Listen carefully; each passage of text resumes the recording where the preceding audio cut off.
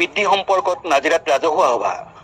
নাজিৰা পৌৰসভাই হঠাৎ নাজিৰাৰ জনসাধাৰণৰ ওপৰত মাধমাৰ সোধাই পৌৰকৰ বৃদ্ধি কৰা সন্দৰ্ভত আজি নাজিৰা নাট্য মন্দিৰ প্ৰাংগণত এখন ৰাজহুৱা সভাৰ আয়োজন কৰা হয়।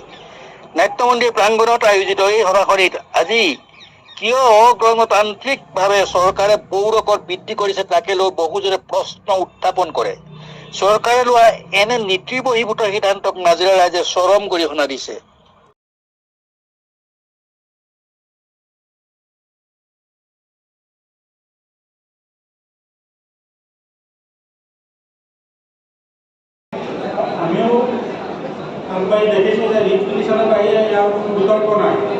আমি নাজিৰা নগৰত আছো বুলি ক'বলৈ বাহিৰত লাজেই লাগে। এইটো কথা আজি বেছি হোল্ডিং আছে। ওকে 4,000 বেছি হোল্ডিং থাকিলেও it is the duty of the municipal board to serve a notice to every tax payer. প্রত্যেকক দিব লাগিব।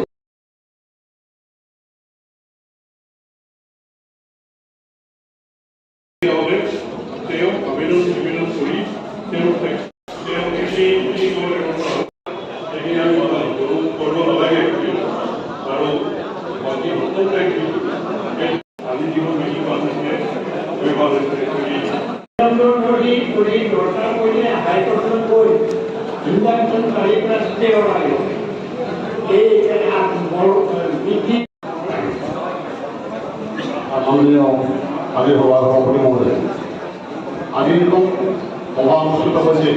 মই ভাবোঁ যিসকলে ইনষ্টিটিউট লৈছে কোনসকলে মই তেখেতসকলক সলাগ ল'ব বিচাৰিছোঁ। তেখেতসকলে যি এটা জ্বলন্ত সমস্যা আমাৰ সকলোৰে আগত আজি আহিছে, সেই সমস্যাটো তেখেতসকলে আগভাগ লৈ পেলাই যে আজি সভাখন অনুষ্ঠিত কৰিছে কোনসকলে মই তেখেতসকলক আমাৰ ফালৰ পৰা ধন্যবাদ জ্ঞাপন কৰিছোঁ। গতিকে